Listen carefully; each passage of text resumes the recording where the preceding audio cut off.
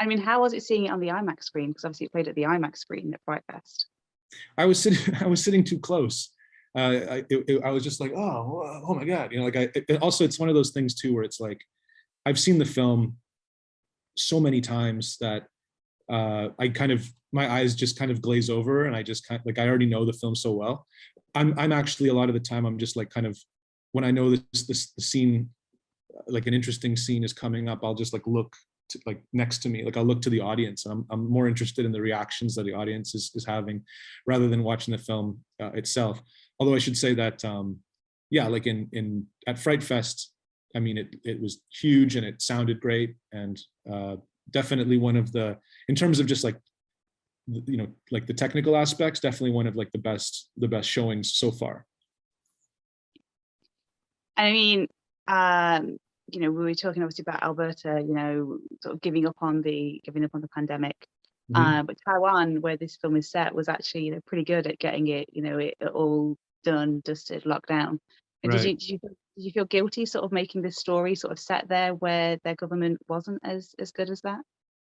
Oh no, no, that's kind of, that was sort of the idea. Like um, we originally the idea was to kind of make it as kind of realistic as possible and try to, like, you know, really make it about the current, like the current president and the current government and stuff. But I actually dug my heels in about that because I was like, um, it just it feels almost like biting the hand that feeds you. Like this is, you know, we're doing what we're doing well because this government seems to genuinely care about like the population right now, and they're kind of doing what like needs to be done, uh, um, despite sort of not having kind of international support.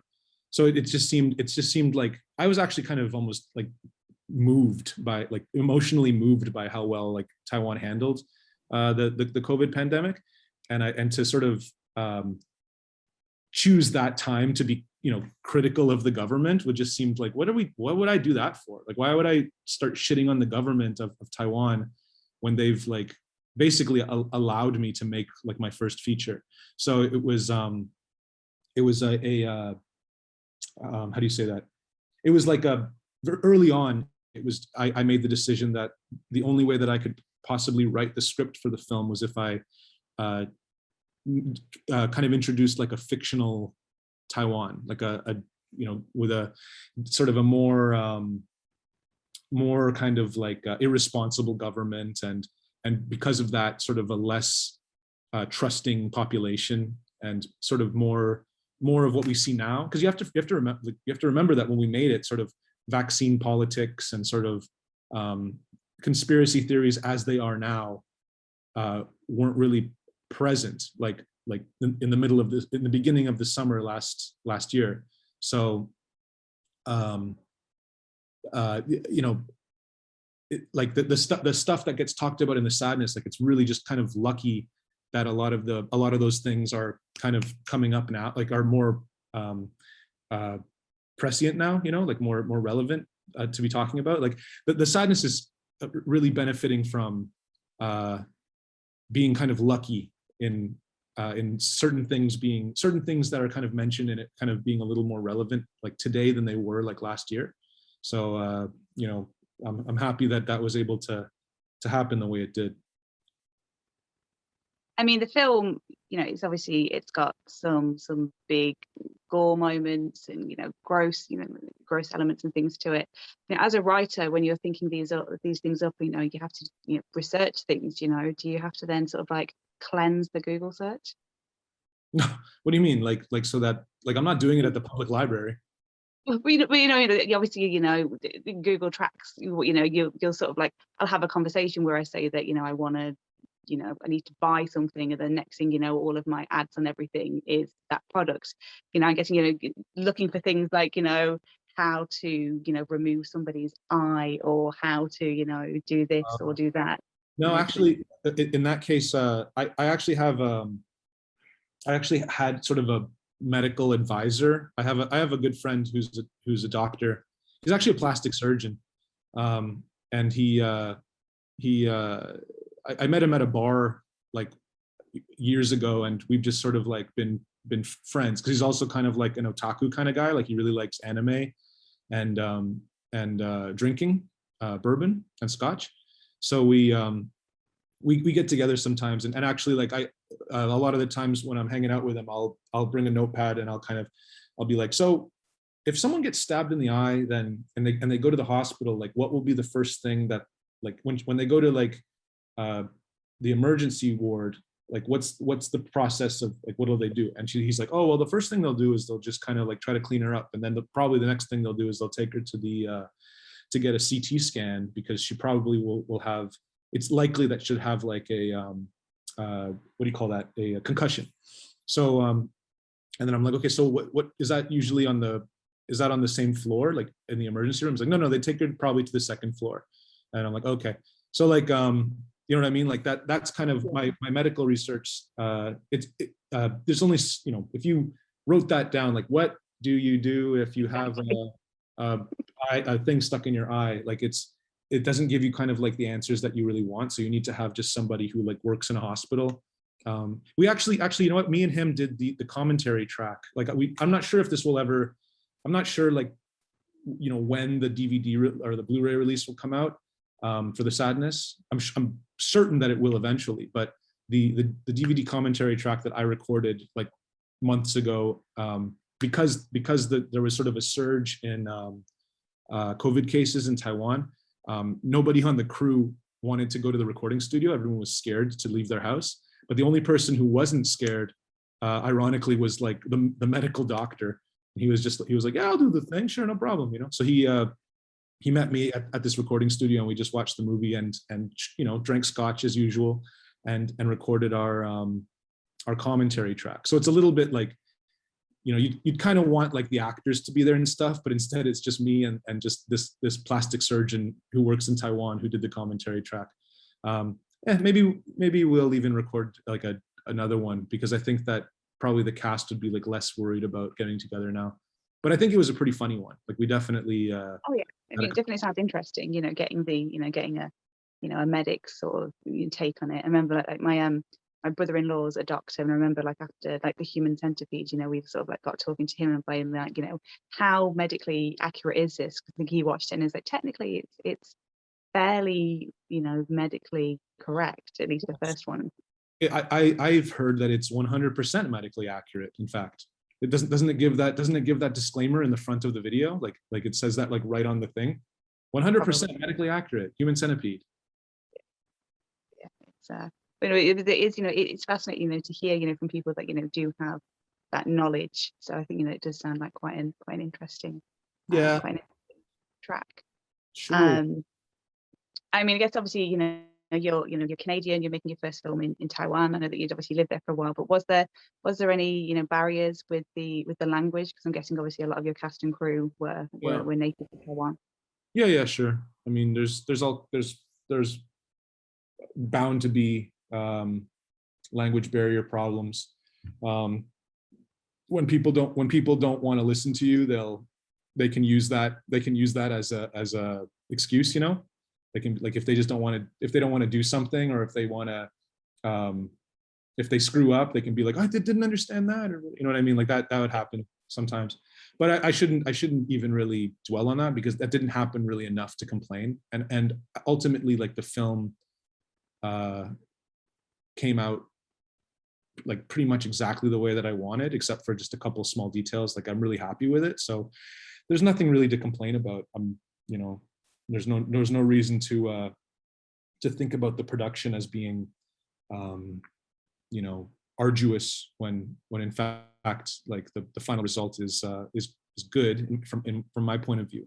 And but yeah, like I can sort of attribute a lot of the, like the, what do you call that, like language barrier, the solution to the language barrier problem, to just the fact that we hired a bilingual assistant director unit. And so we had 3 people on there who were fully bilingual, who kind of helped to deal with the minutia of the production, and then I could kind of just concentrate on the acting. And a lot of, very many of the actors, you know, didn't speak English very well, and you know, my Chinese is like definitely not definitely not good enough to like, direct a film without sort of bilingual help. But still, like, I mean, oftentimes you're just kind of, I really do believe you can tell if someone is acting poorly, regardless of the language. Like, I think that because also what you've written their lines and they're saying them in different language, but what they should be feeling. So it's actually a lot less difficult than a lot of people would think. Like, you know what I'm saying? Like, if you think about it sort of,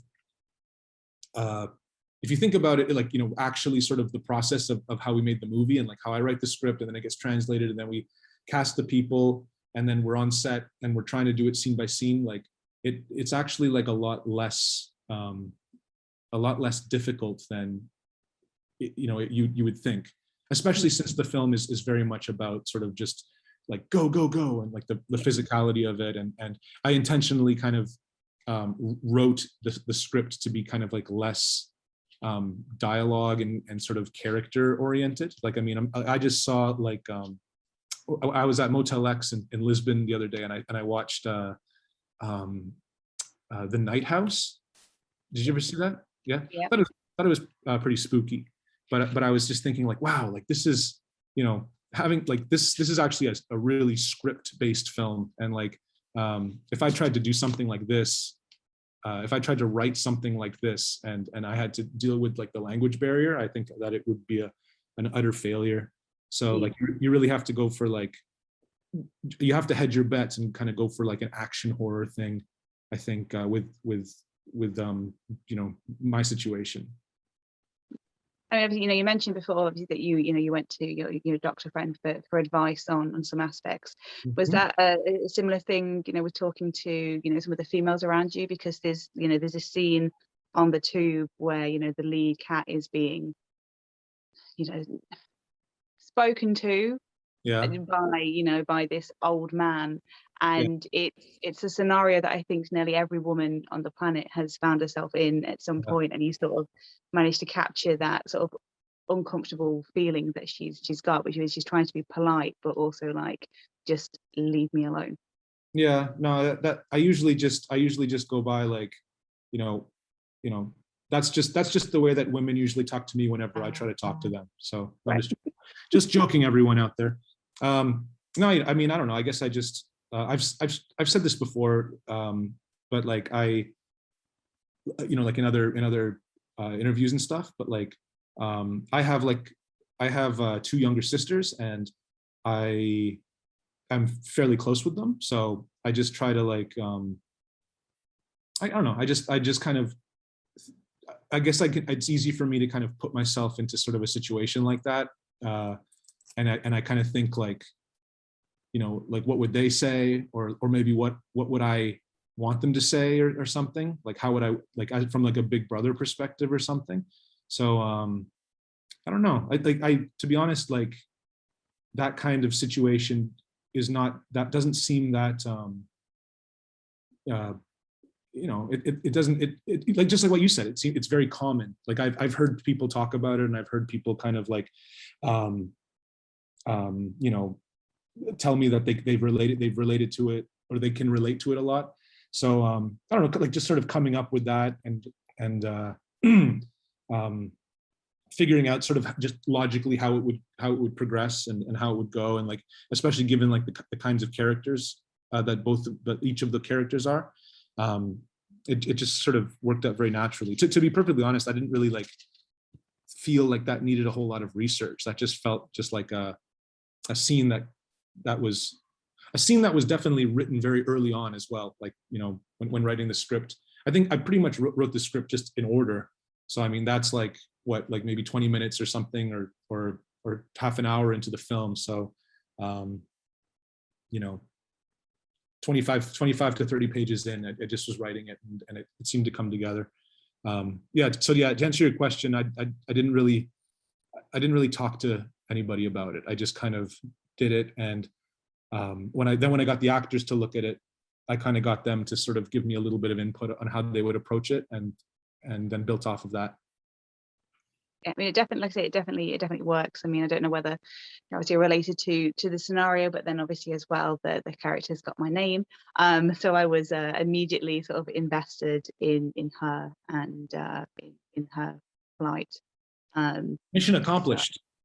yeah, there's not many Captain films, so it was Oh yeah, that's why you related to her so much, because you have the same name. You're like, that's me. exactly. Yeah. I mean, I think the only other ones are like what 10 Things I Hate About You and Cruel Intentions. Um, There's a lot of so Kates. There's a lot of Kates in yeah, films. yeah, Kate's and Kated, but not Right. close, but it's not close enough. The film sort of has this reputation for being quite controversial. What are your thoughts on that? I don't know. I think that I don't know. I don't think it's very I don't think it's over the line. I think that, like from a, from like sort of the opening the page of the program of the festival, or looking at the the write-up on the back of the Blu-ray, or I mean, or just hearing reviews and people saying like, trigger warning, there's depictions of sexual violence and da da da, and all like every taboo, blah blah blah, all this stuff. And it's like, yeah, sure, like all that stuff is addressed, but the way, or the means by which it sort of addresses them is sort of different depending on the kind of violence. I've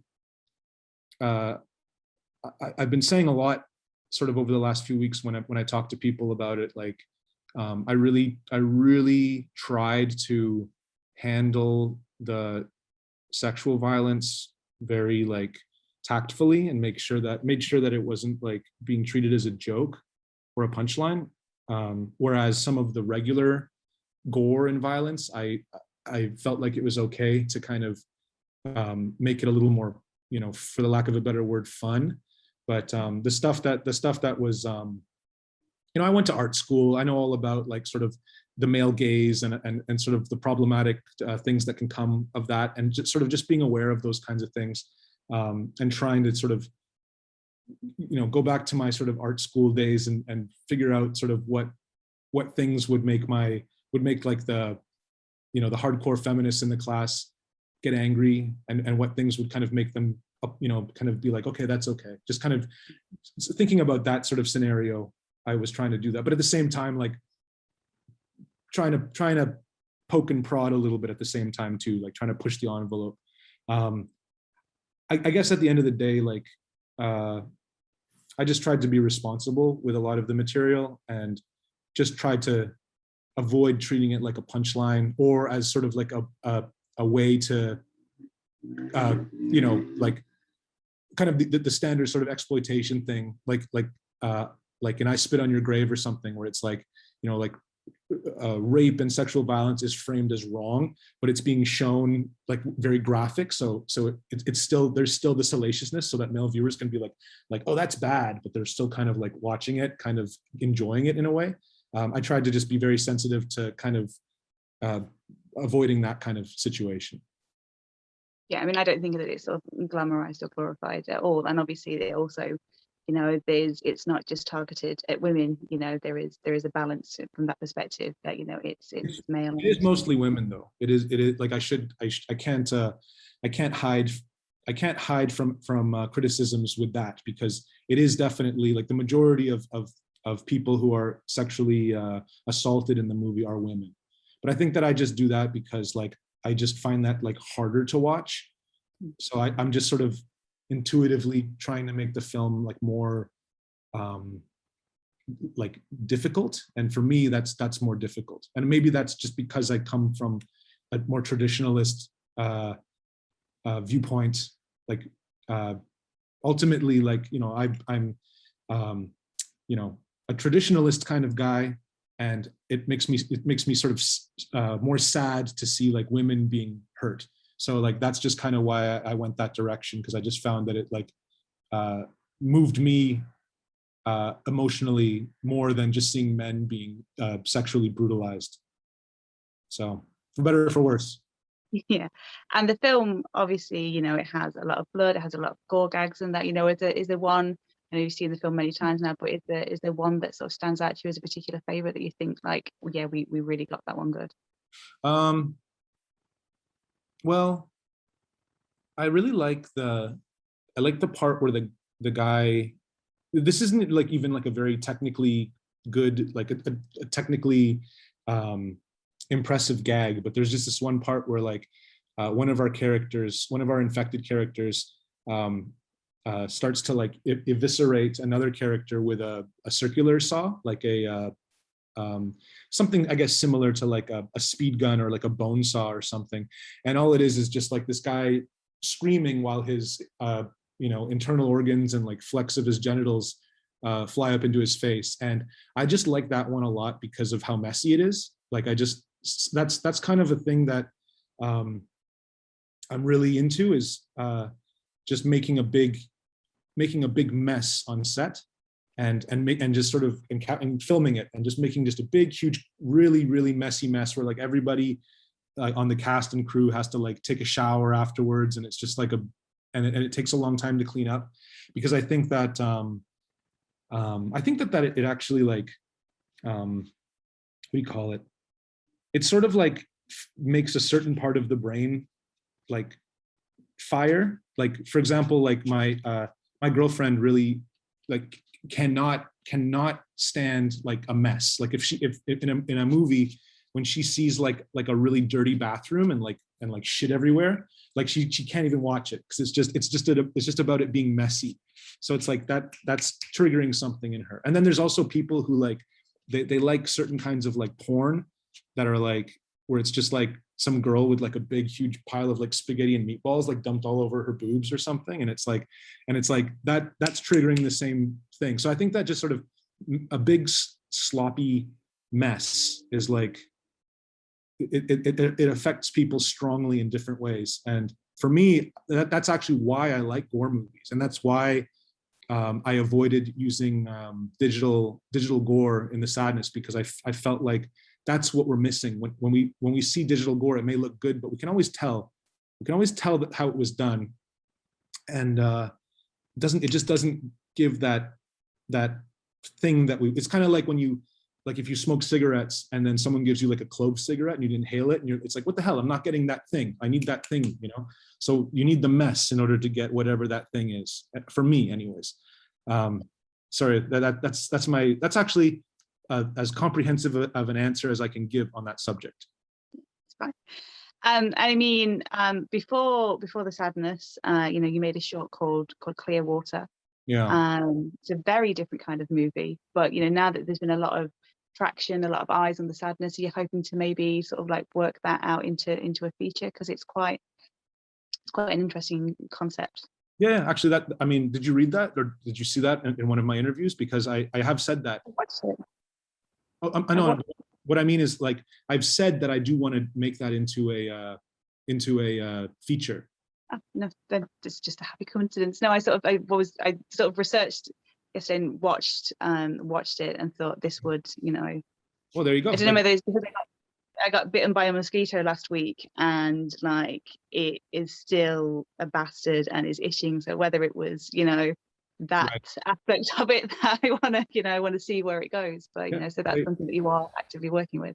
We're on the same wavelength, because that's actually that short was actually based on a longer story that I had written many years ago, and it was kind of made just as a proof of concept, because I knew that I could do that short for a very, very cheap amount, because I could do all the special effects myself.